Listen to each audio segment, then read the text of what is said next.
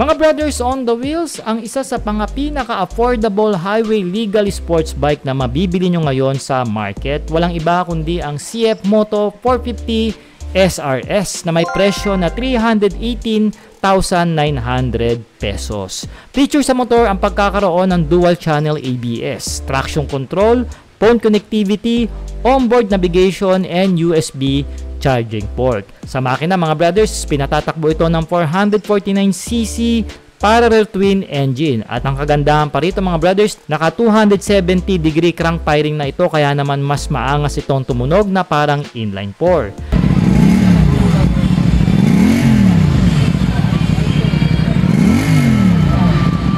Kaya nitong dumula mga brothers ng 49.6 horsepower at 9,500 RPM at umaarangkada ng 39.3 Nm of torque at 7,600 RPM. Naka 6-speed manual transmission ang motor na ito with the slipper clutch and assist. Meron itong 5 inches TFT display at may tank capacity na 14 liters. At ayon nga sa CF Moto, kaya nitong makumonsumo ng 22 kilometers per liter. Sa bigat naman, tumitimbang ito ng almost 168 kg at merong seat height na 795 mm.